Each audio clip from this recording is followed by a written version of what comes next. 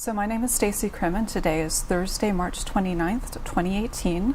I am in the Alumni House with Dr. John D'Amelio, former history faculty here at the University of North Carolina at Greensboro. And this oral history interview is for the UNCG Institutional Memory Collection. Thank you, John, for participating in this project and sharing your experiences with me. I'm very happy to. So you're originally from New York? I was born in New York, grew up in New York, went to college and graduate school in New York. Except for travel and research trips, I basically lived in New York until I moved to Greensboro in 1983. Mm-hmm. And when you got to college, did you see yourself becoming an LGBT historian? No, I started college in 1966, and it would literally have been impossible to imagine something like that. At the time I started college, I was still struggling with the fact that I thought I was, and to use the words of those days, I thought I was homosexual. And in my college years, basically what I did was achieve peace with myself and tell a very small number of friends that I was gay. And so I had a small world in which I could be at home with myself. But it wasn't until the 1970s, after I graduated from college and then had gone back to graduate school at Columbia, that I became involved in the gay movement in New York City, and particularly in a part of the gay movement that was trying to figure out whether research could be a tool that could help gay liberation. And I was in Columbia's history department working towards a PhD in US history, and all of a sudden it was, oh wow, maybe I could do this thing that we're calling gay history as a dissertation topic. So that's when it came to me that this might be possible, and I pursued it. Did you have any mentors in this area? Were there any mentors available? Well, the meeting that set all this off for me, it was early in 1973, March probably. I heard from a friend that a group of people were going to get together to talk about, could research be of help to the movement? There were maybe 8 of us at the meeting, and one of the people who was there was, his name was Jonathan Ned Katz. And I learned at that meeting that for the last year or so, or 2 years, he had been doing research into gay and lesbian history.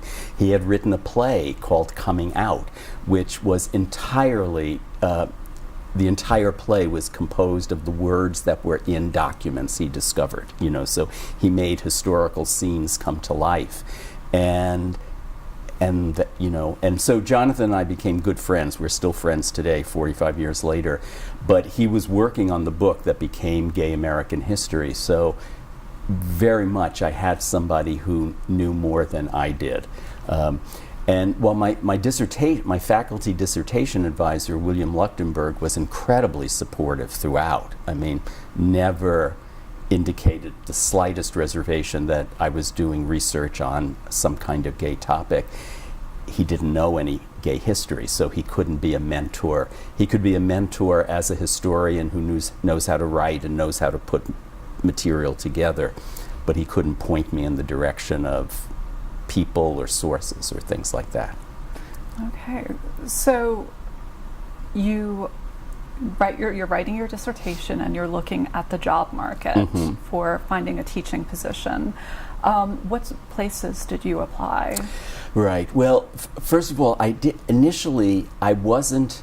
So maybe my third, fourth year in graduate school, I had the opportunity to teach as an adjunct, a U.S. History Survey course at another school, and I think basically I taught 3 courses, including actually a gay studies course in the experimental college at Montclair State College in New Jersey, and it was interesting doing that in 1975. But that first experience of teaching was so stressful and it so wiped me out that I thought, okay, well, I want to be a historian and I'm an activist. I'm not going to be an academic. I don't want to teach. So for years I was working on the dissertation. I had various odd jobs in community organizing or publishing. And giving talks to communities on gay movement history. And then at a certain point, I realized after I'd been, I was still trying to write the dissertation, I thought my life is really stuck, and if I want to keep doing this research and writing and lecturing, which I love so much, I probably do need to look for an academic job. And, the prospects of it were pretty slim. So I applied basically for 3 years for academic jobs. I must have applied to probably about 40 different schools. At this point, I cannot for the life of me remember what the other schools were because my application never got anywhere. Mm-hmm. I think once I had a convention interview, but there were no on-site visits. And then the third year of applying, 82, 83, and at that point I had my degree now. So I had my degree and I had a book contract. I was revising the manuscript and it was in press. I applied to this job here, and I don't know that I've ever written about this, but one of the sort of the backstory of the job is that my partner at the time, we weren't yet living together, but we had been partners for like over 2 years, Jim Olson. His best friend in college, Patty, whom he had stayed in touch with, was married to somebody in the history department at UNCG who was on the search committee, Lauren Schwenninger. And and so I had met Patty, and so Jim mentioned to Patty that, oh, John is applying for a job. And I'm convinced to this day, Lauren is not the kind of person who would have ever talked about this. It would be breaking confidentiality. But I'm convinced to this day that having somebody on a search committee who knew me personally allowed him to see my work in a different way. Mm-hmm. It's rather than looking at the application and saying, oh, this isn't really history, we're not interested in this. He was able to notice the quality of the work, the strength of the recommendations. And so I had a convention interview, and then I was invited to come to campus, and it's 40 job applications. It's the only one that got me to a campus. So you're from New York and you come to Greensboro mm-hmm. as a gay man. Mm-hmm. And can you talk about what you noticed in Greensboro at that time yes. and that culture? Mm-hmm. Well, one kind of funny story on the way to that. So when I was here for the interview mm-hmm. and I stayed for a couple of 2 or 3 days, Frank Melton, who was in the history department and was a gay man and introduced himself to me, but he wasn't in any way public about mm-hmm. being that. Frank drove me around town and showed me Greensboro in between meetings and stuff. And the first night I called my partner Jim up on the phone, and he said, how's it going? And I said, fine. Described the day, and I said, I saw downtown. And I literally burst into tears on the phone because it's like downtown, Elm Street, downtown, Madison Avenue or something like that. But coming to Greensboro actually proved to be, in a sense, a wonderful experience. It just opened me up to a much bigger world. But the gay world here was dramatically different from what it was in New York, both in terms of the depth and visibility of the social world, but also the political, the activist world as well. My hire had gotten a certain amount of publicity, although I wouldn't word circulated obviously within the university, person to person, networks. But there was also a newspaper a couple of towns over east. Mm-hmm. That was a very right-wing newspaper that literally had an article in which I was described as the fag doctor from New York who is going to endanger your children. Because I had actually worked in the field of childcare for a while, and and people here who told me about it, they were all concerned, and I actually laughed it off. I thought, oh my God, that's interesting. But one of the things that did exist in Greensboro when I got here, and it was tremendously helpful in terms of social connections, is that in 1983 there was a chapter of the organization that I had helped found in New York in 1973, the Gay Academic Union. And the sense that I got from it pretty soon is that it was more of a social organization, social networking organization than activist policy organization. But they had picnics, they had meetings where people gave presentations, they published a newsletter. I think the second or third weekend we were here in town, they had a summer picnic and there were 50 or 60 people there, including a number of faculty at UNCG, so I was starting to meet people. But it was different, there wasn't the depth, I did learn, one of my criteria for which jobs I would apply for when I was applying for jobs is I'm willing to go kind of anywhere in the country, but the city whatever city or town I move to has to have a gay bar. And not because I went to gay bars, but because that symbolized to me that there must be a community if there's a gay bar. And I had heard that there were 2 or 3 gay bars in Greensboro, so I thought, okay, there's a community there. The main person, couple of faculty whom I got to know and socialized with, there were 3 of them. There was Tom Fitzgerald in the anthropology department, and he had taken the big step a year or 2 earlier, I think, of actually teaching a gay studies course. Nobody had done that before. Bill Coleman, and I want to say he was also in the anthro department, but I'm not sure if I'm right about that. And then Gay Cheney, who was in the dance department, and her partner at the time, Marie and I hit it off immediately and became actually very good friends. So, it was vastly different from New York, but yet you could see there were the beginnings of change in the community.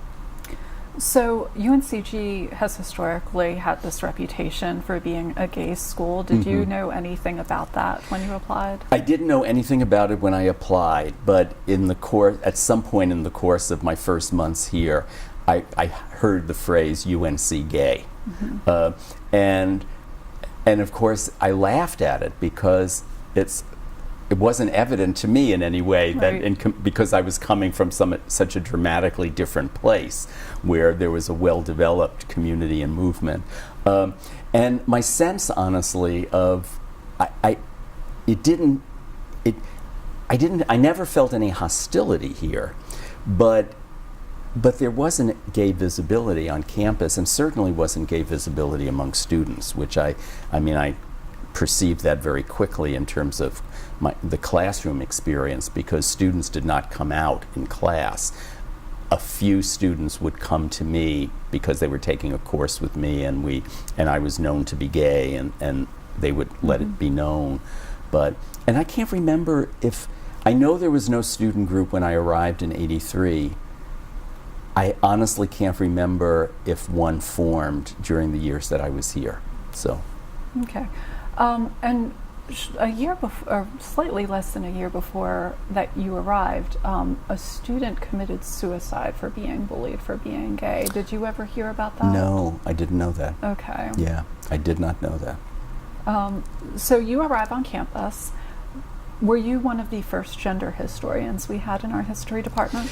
Well, so I wasn't hired. That isn't what I was hired for. It was because positions like that, there were positions in women's history, but I wouldn't have been hired for a women's history position because that isn't what I did.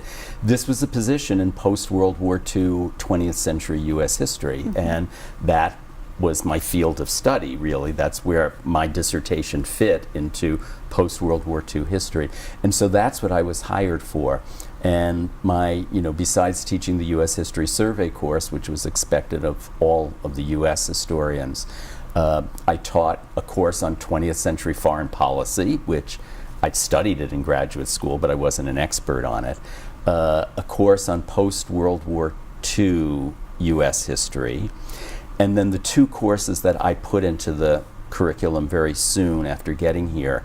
Well, one immediately was the history of sexuality in the U.S., and then a history of the 1960s, both of which were undergraduate courses.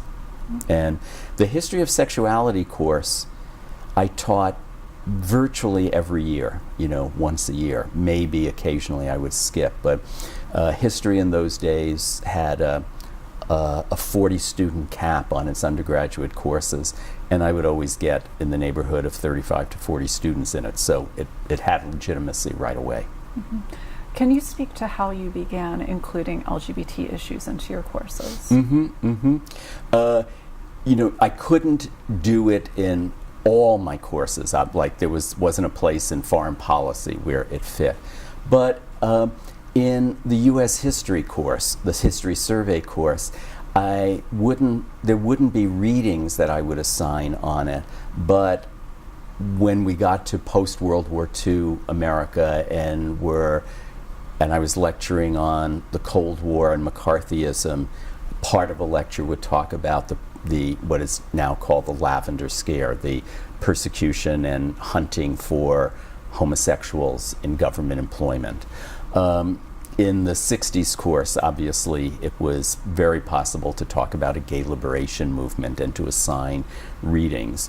The readings, though, at that time, certainly in the 80s that I were assigning, were not so much histories as documents, so that they would read documents from the gay liberation era. In my post-World War II course, I was able to assign a chapter or two from my book, since it covered the 40s, 50s, and 60s, and so it was perfect for that. And we'd have a class or two that were actually, or part of a class, if it met when it met once a week, that was discussing gay issues, the politics of homosexuality in post-war America. So those were the 60s course, the survey course a little bit, and the post-World War II course. I would include material, and it was usually material about the politics of homosexuality. It wasn't about social life and community building and things like that. How did the students interact with that material? Well, we had a couple of, there were mostly, but there were a couple of really, for me, unforgettable moments in the classroom, one of which influenced my teaching forever.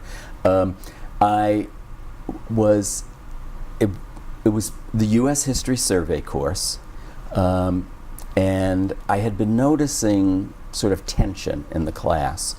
And I don't remember I must have been lecturing at that point on the McCarthy era, and a student raised her hand. And this was in McKeever Hall, where all the history classes were held in those days. And I recognized her, and she said, "Are you a homosexual?" Right there in the middle of the class. And I was like totally taken aback. I wasn't expecting it. I mean, it wasn't a secret that I was gay, but on the other hand, it wasn't being spoken about. And I said, "Well, yes, I am." And, I went on. Any other questions? And went on with the lecture. It completely changed the tone of the classroom. Everybody was more relaxed after that.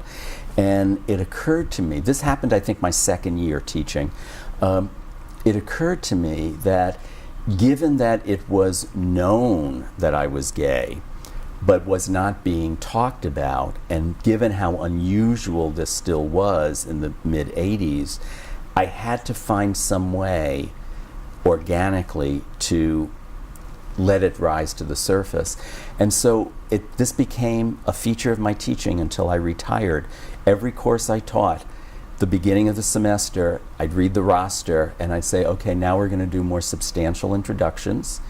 They'll stretch over a few class periods. I'll pose a few questions, and each of you in turn will introduce yourself to me and to the class. And I would ask, your basic question, but also odd questions like, what do your friends most like about you? Or if you could change one thing in the world, what it would it be? Or what's something that you've only told your best friend or whatever. And I'd say the reward that you're going to get for putting up with my questions is that after you've all introduced yourself, I will introduce myself by answering whatever questions you ask me. And students wouldn't ask me, "Are you gay?" But they would ask questions that in the course of answering it, I would be able to easily say something that would in effect reveal that I was gay. And it just created it helped build community in the classroom. The reason I kept doing it till the end is that it was a way that students could get to know each other and me, and it created a community rather than a course that we're taking, you know. So that was kind of one way incident in which it came up. But another wonderful experience that also speaks to the times, residential college. At that point there was, I don't know if it still exists, but Fran and Murray Arndt were the founders of it. It was, you know, students applied to it and they lived there for 2 years and took a 4-semester sequence in American Studies that was team taught. So we'd have a week of lectures in which all the students heard these lectures, and then the 5 faculty members would break up into our individual seminars on a topic of our choosing. My second year here, my topic was the politics of sexuality. And so we had a segment on the, you know, McCarthy era, we had a segment on censorship, a segment on the Moynihan Report and black sexuality. We had a section on gay. And they read documents, but the writing there was a writing assignment for each one. The writing assignment for the gay segment was to write a coming out letter to your parents. And, you know, I thought, okay, this will be a good way of getting them to think about the issue, and like, if they were gay or lesbian, what would they say if they were telling their parents? Well, it became the talk of the dormitory, apparently.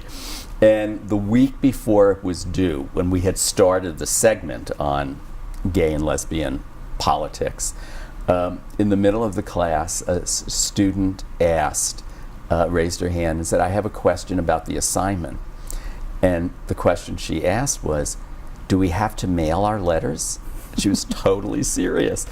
And I thought, you know, before I could answer anything, other hands started going up, and people, you know, one student said, "What if our roommates see the letters?" And somebody else said, "My roommate did see the letter." And it just went on like this, and I'm just standing there letting it happen.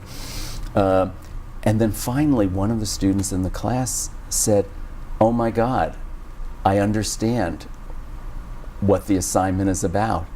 This is what people who are gay must actually worry about and fear. It's like, what is it like to come out?" So it was, you know, one of these dramatic examples of like raising consciousness in the context of teaching a course. I wish I could have done it, you know, every year, but once the story was out, it would have never been quite as effective as it was the first time. Yeah. Wow. Yeah. So you come to campus and you're just about the most openly out person in potentially Greensboro. So did students come to you? LGBT students come to you? In a small number. And more often, interestingly, it was students who were MA students in the history department. I mean, and I say more often, but it may not be so much more often as I had more sustained contact with those students, so I remember them better. But they would be taking a class with me, and the topic would come up in class, and you know, they'd be visiting me in my classroom, and then they would say something. Occasionally, a student might come who was coming out and also having conflict, and would, you know, ask me for advice about, you know, like, what do I do in terms of my family and things like that. So yes, but it, you know, we're talking maybe, you know, if this happened 2 or 3 times a year, that would be a lot. Although by the time we get into the 90s, it is happening more frequently, for sure. And there's there's a little more ease in, I would say, the last 2 or 3 years that I was here, in that regard. Yeah. Did you know of any trans students on campus? I have no memory of that at all, and not because there weren't any, but they didn't have the visibility and the outspokenness in the 80s and early 90s that it's come to have in the last 10, 15 years. Yeah. And can you speak to the ethnic makeup of the students? Well, it's very interesting.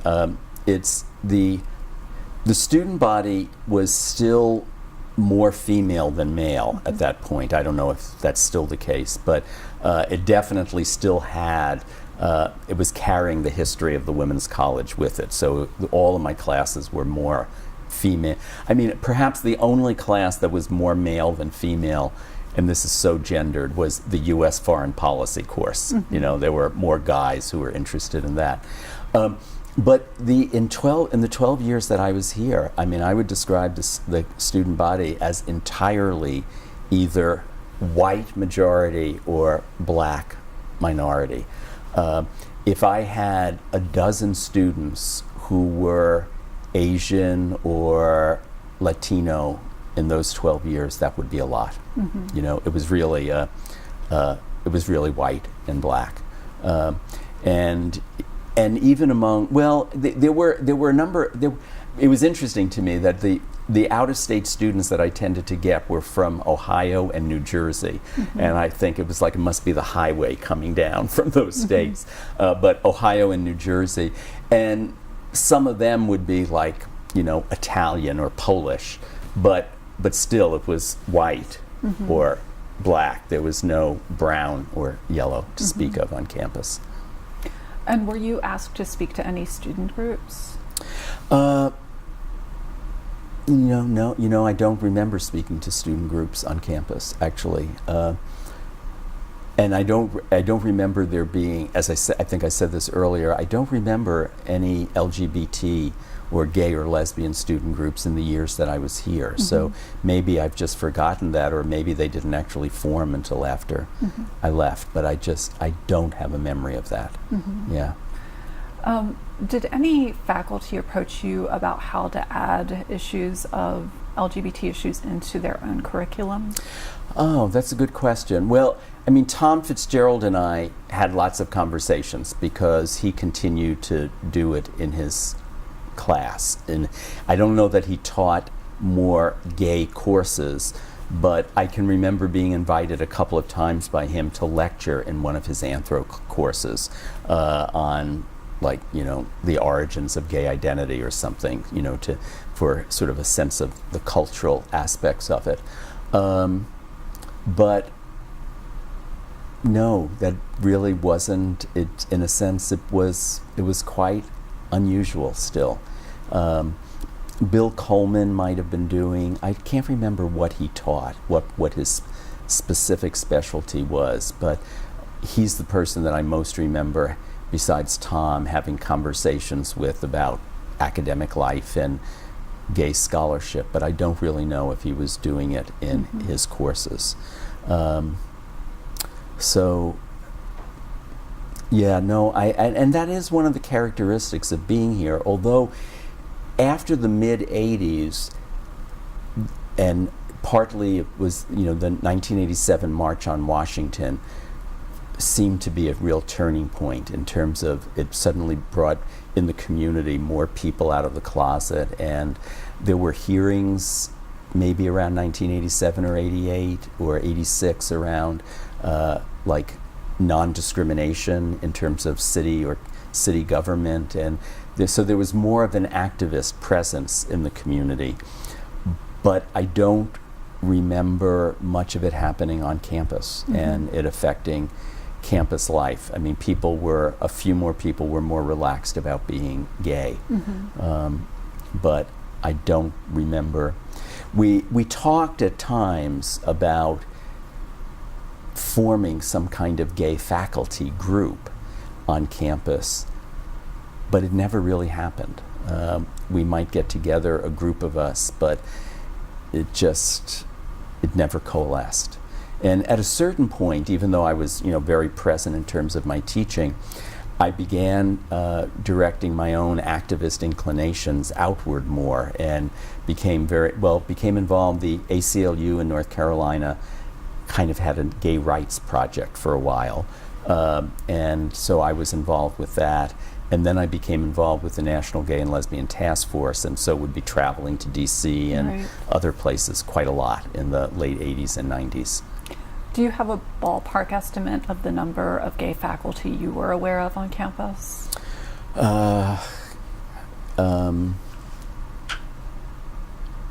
My guess is that it would be perhaps as many as a dozen.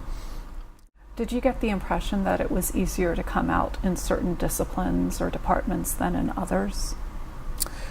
I wasn't aware of that distinction at the time. Okay. Yeah. And looking towards the greater Greensboro LGBT community, was UNCG's LGBT community more insular, or was there a lot of interaction with the Greensboro community? Well, the Gay Academic Union, one of the things that I found fascinating about it is that some of its members were academics, obviously, but the majority of its members were not academics. They were adult professionals of one kind or another. And the Gay Academic Union functioned as a way for people to network and have social connections in a safe environment. And so, but there were at least, there were certainly half a dozen faculty from UNCG who were involved in it, and may have been, I never learned who got it started. So those faculty very much were connected to other people in Greensboro and social networks and all.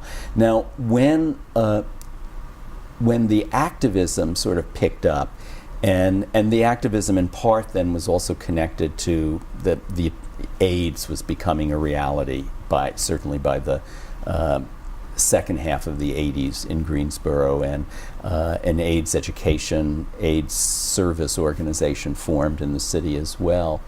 That helped make things more visible, but it wasn't primarily UNCG folks who were involved in those things, as I remember. And when did this campus first become aware of AIDS that you recall? I don't.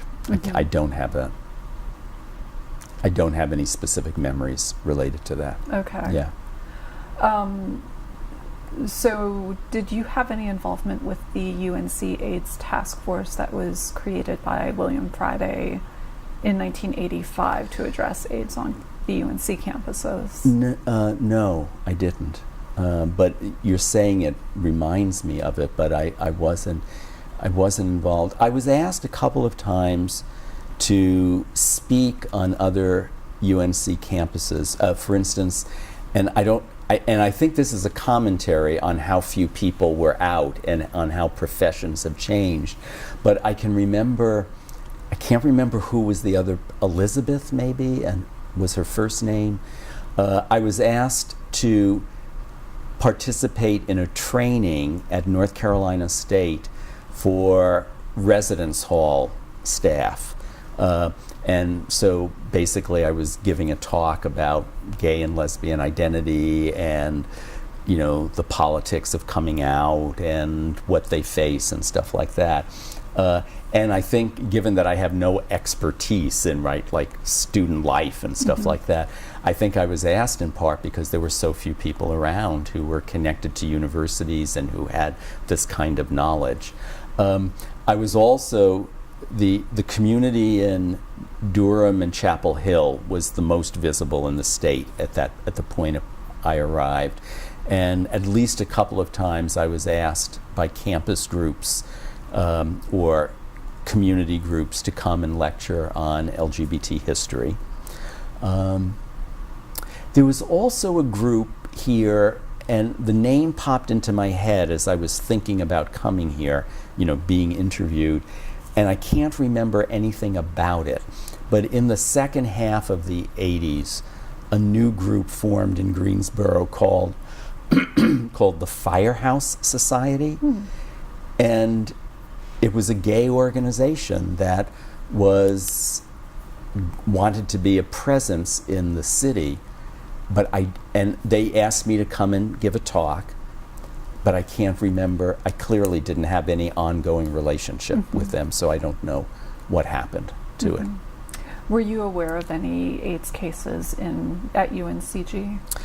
No, I was aware of AIDS cases in Greensboro, but I didn't know of any that were campus related, either faculty or students. Yeah. And can you speak to your impressions of how the LGBT students and faculty on campus were dealing with the discrimination and the fear that arose as AIDS became more mainstream? No, other than that, it became AIDS became a topic of conversation, and again, especially after 1980. I feel like 1987 was a kind of marker in the community as a whole, not necessarily on the campus. But I just remember AIDS as a topic of conversation, but not as something that was being attended to institutionally. So. And there's a few interviews with you in like the Chronicle of Education in the local newspaper, the News and Record, talking about discrimination against the gay male community as AIDS arose. Do you remember anything related to that? I don't. I definitely remember being interviewed by the News and Record for sure. And partly because one of the things that happened after I was interviewed by the News and Record, and they published them, the articles in which I was quoted, is that I started getting these phone calls, these threatening death threat phone calls, and my response to them was, initially I was really surprised, but I began treating them. I sort of outwitted the person. I would say, "Oh, do we know each other? I don't think I recognize your voice. Good to hear from you. Can I do anything for you?" And they would be so freaked out that I was being casual and making light of the call that they would immediately hang up. So no, I remember being interviewed by them. My guess is that I'd be interested in rereading those articles, because my guess is that I wasn't talking so much about Greensboro in particular with real examples as extrapolating from what was happening generally around AIDS, and therefore saying this is creating a potential for discrimination and isolation. Is like, if someone is known to be gay, they will be further marginalized now because they'll be seen as ill and contagious and dangerous, as opposed to immoral, and we don't want them here. Right. Yeah. You did bring up, to see if I can jog your memory, incidences in which the Greensboro PD would target places where gay men would be known to be. Oh, right. Yes. No, it is true that was starting to happen, public places, not so much bars, but public cruising areas like kind of rest stops, and there were a couple of the parks, sort of forested areas that I think had, I was never there, but I think I knew secondhand were cruising areas, and that, that was, AIDS kind of increased the motivation to do things like this. My partner eventually worked for, I want to say maybe the early 90s, was working for the AIDS education service organization in town, and I can't remember the name of it.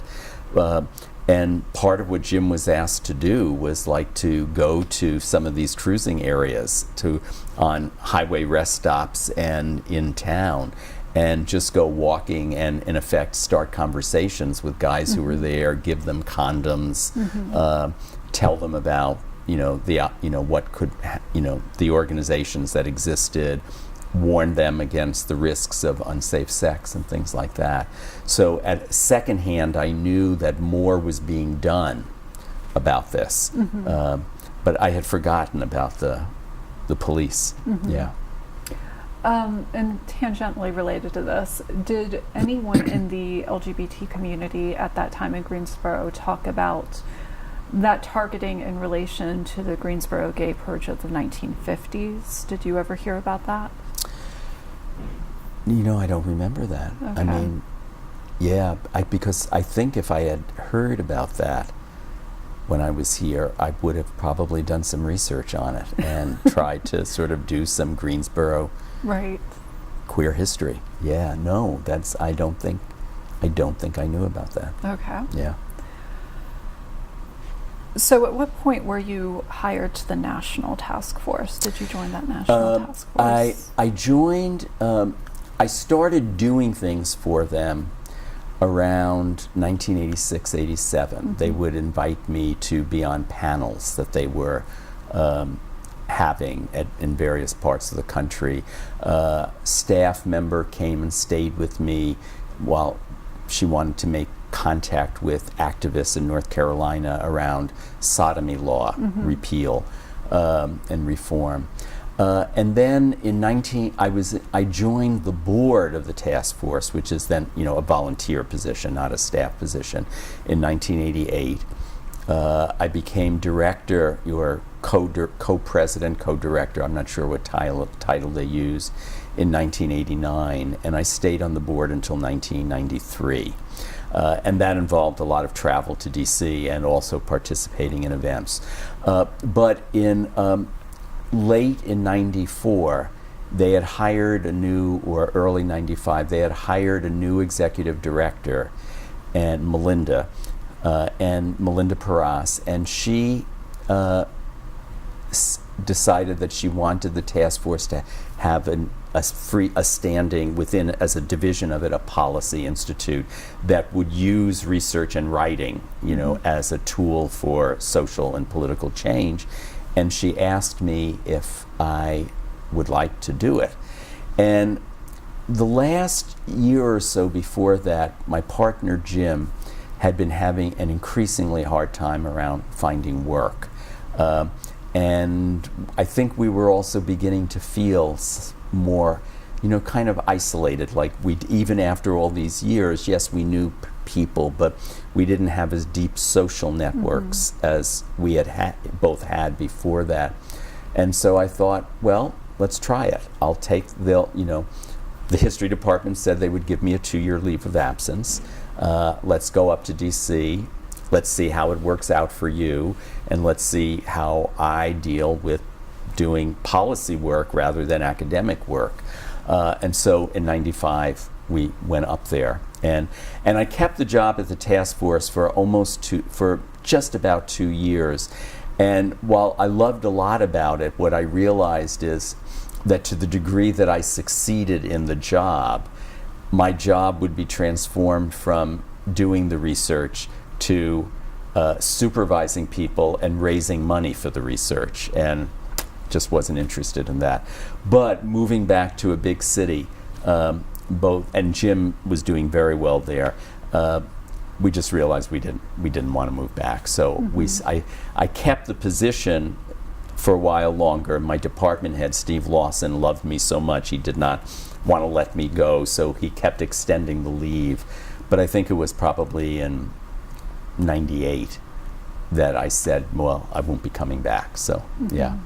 And then I started applying for academic jobs again, and by 98 it was a completely different world. So I was getting lots of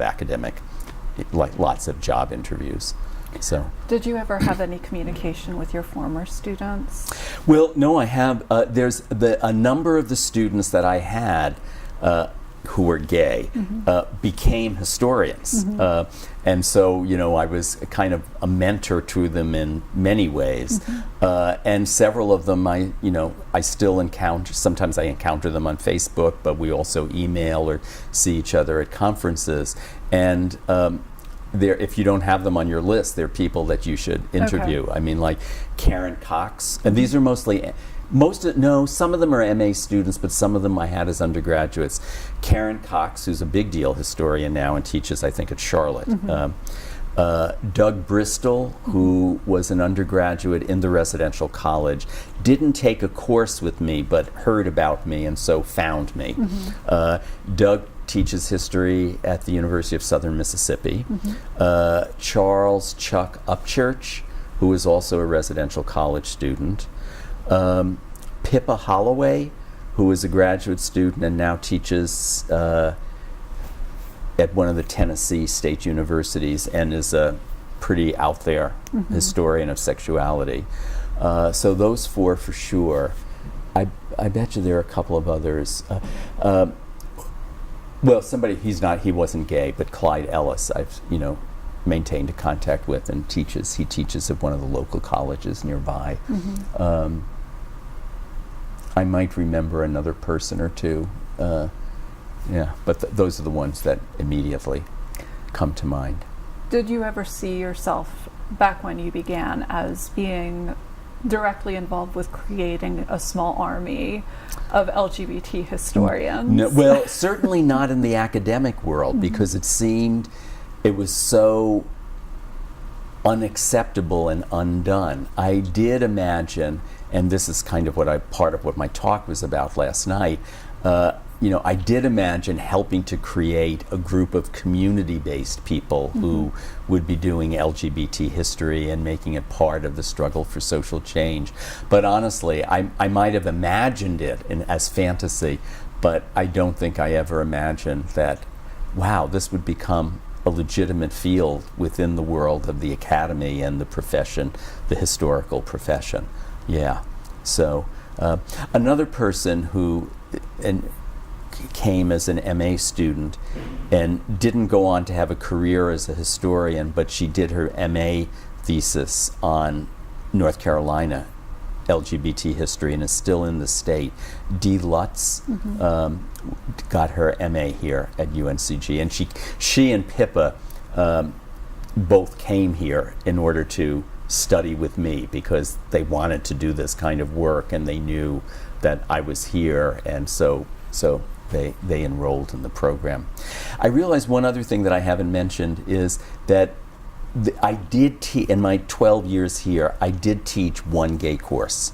In the 1992-93, I think it was spring of 93, I taught what was then described as a 500 level course, so undergraduates and MA students could take it together.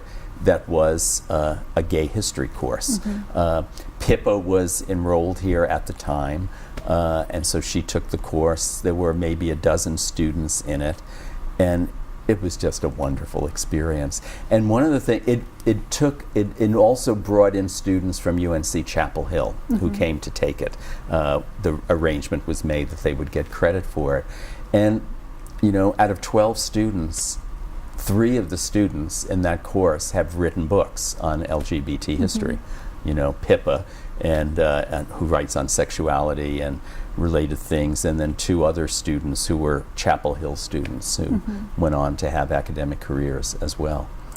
And you mentioned this in your presentation yesterday. Can you speak again to why that course could not have happened in the 80s?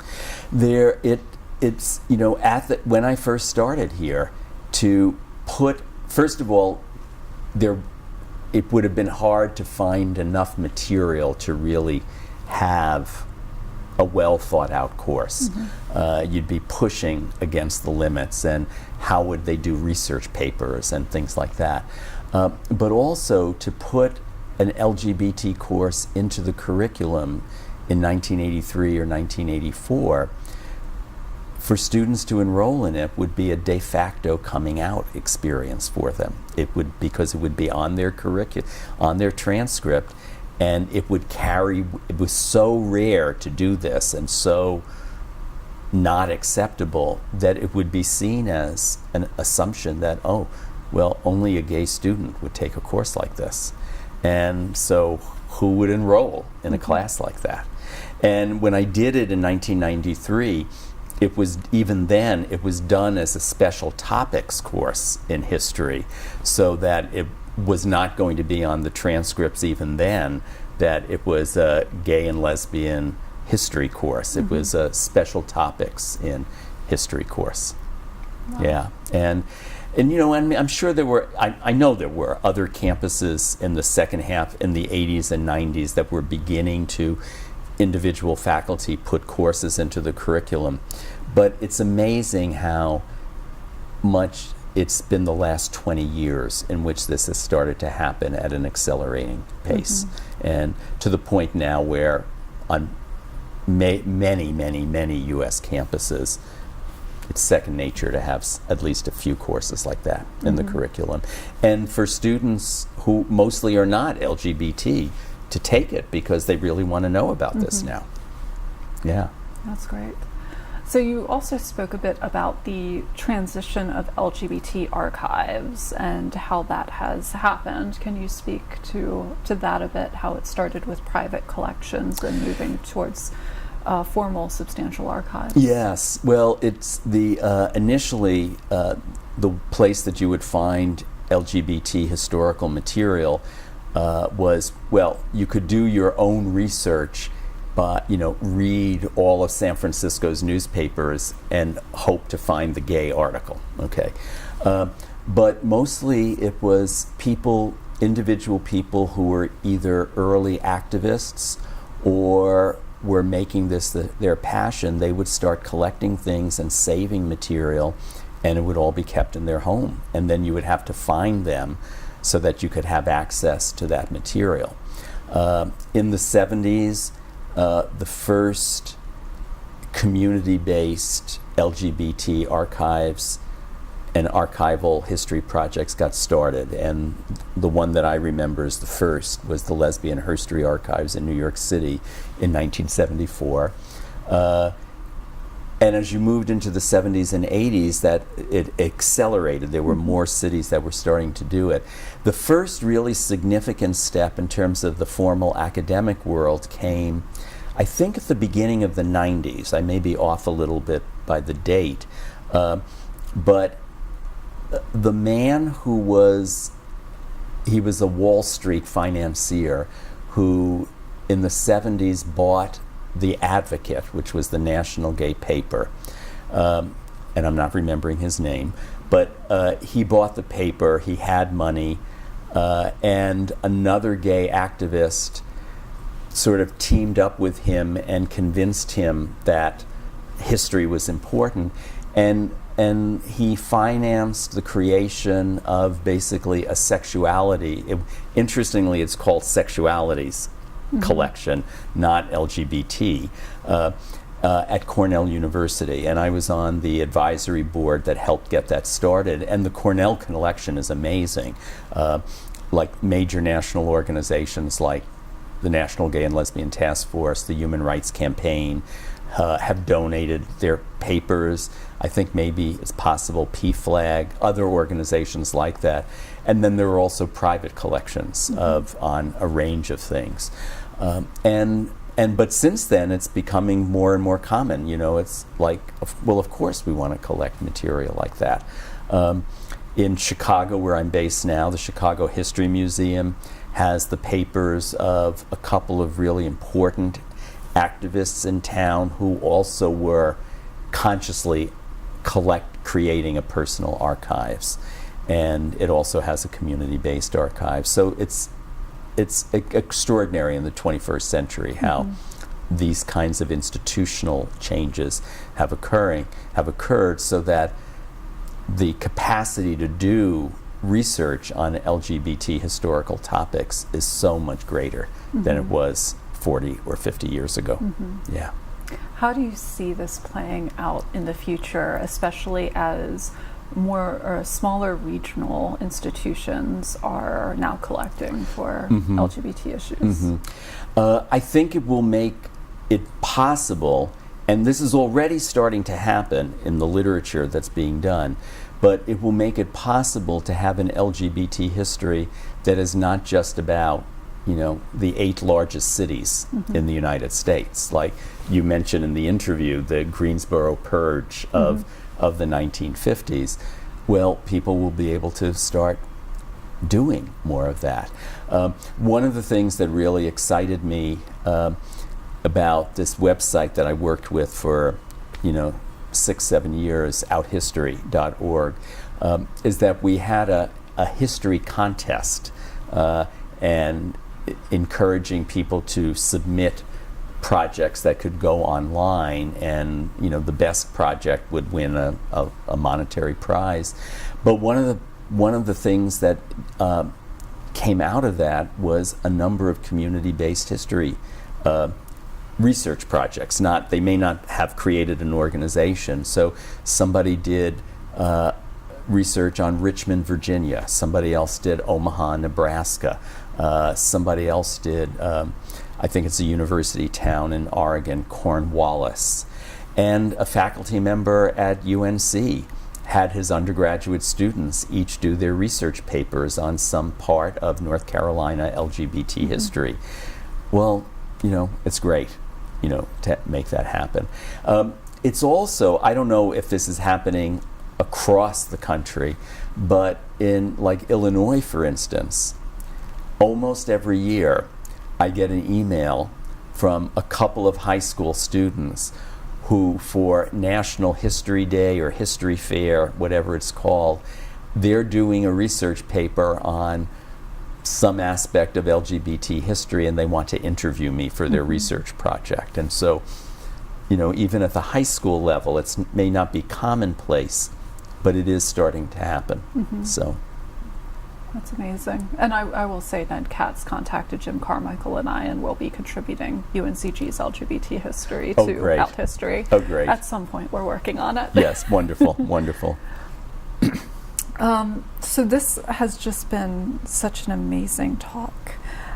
So can you speak to, while you're teaching here, while you're on the National AIDS Task Force, you're pushing out a tremendous amount of scholarly publications. Can you speak to a few of those? Well, while I was still here, the major new thing that I produced was with my sort of partner in crime in terms of history, Estelle Friedman. And we wrote this book, which has gone through 3 editions now. It's still in print. It is still considered, the definitive overview book, Intimate Matters, which is a history of sexuality in America.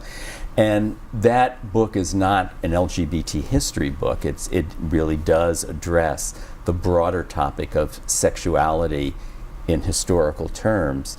But of course, from the beginning, same-sex sexual expression and love weaves its way through the story. So, and that is, in certain ways, that is the book that even though Sexual Politics, Sexual Communities was the groundbreaking book, Intimate Matters is, I think, the book that most people probably associate with me.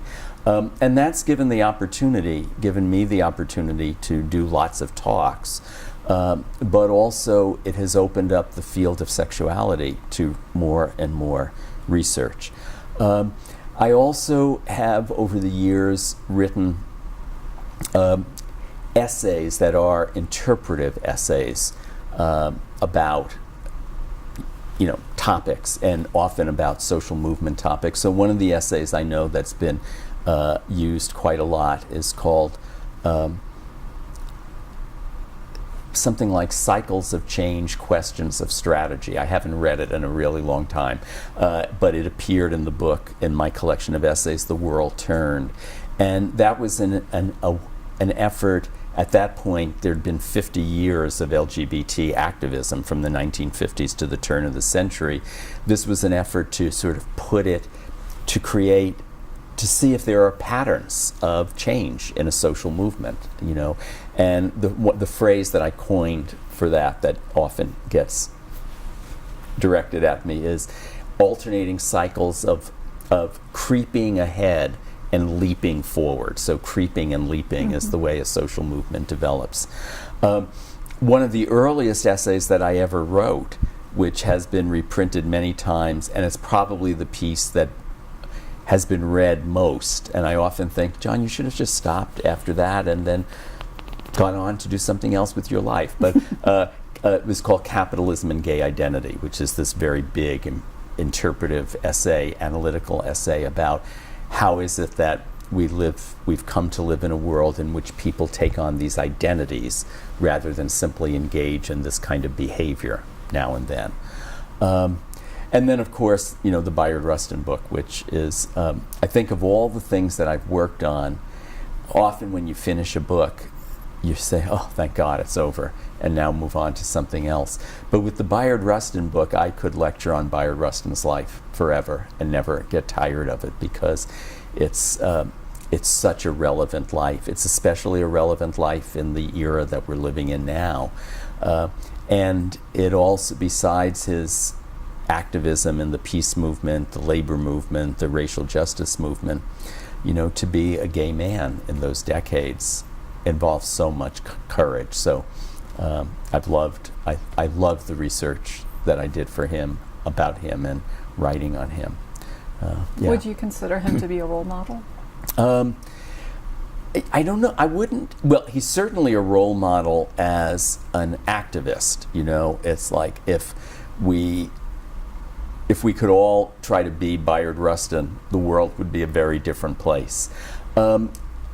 What his life reveals in terms of LGBT history is the depth of oppression and the way it constrained and limited the impact that a person of such talent and commitment was able to have during his lifetime. So you can learn from Rustin's life, but as in terms of gay or lesbian,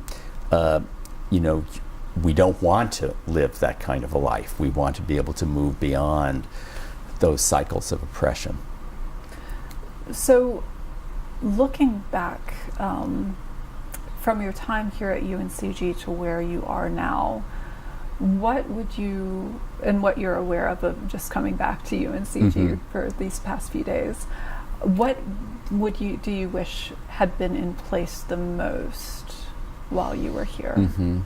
I wish there had been a faculty group on campus, that was specifically UNCG, and I wish there was within the, I don't know what you call it here, but like the student affairs programming, I wish there had been a place that was a space for LGBT students. Center. Yeah.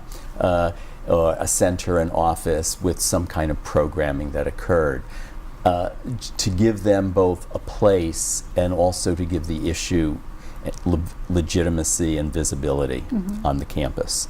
If that had been true in the 80s, it would have been both of those things really would have been wonderful and would have had, I think, really significant impact on life on the campus. Yeah. Is there anything else you would like to discuss?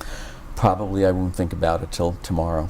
Okay. But I honestly think we've hit on just about everything. You asked me about students. We did the classroom, the general atmosphere in town. I mean, I will also say, even though much of what I've said has probably been emphasizing how little LGBT anything was happening here, it was amazing that UNCG hired me in 1983. At that point, maybe in other fields like sociology or political science, it had already been happening. But at that point, no one whose work was in LGBT history had been hired for an academic job. And so UNCG is the first university in the country that did that. And who knows if I would have had an academic career if they hadn't hired me. So I will always be appreciative and thankful for that. Well, thank you very much for this interview. Okay.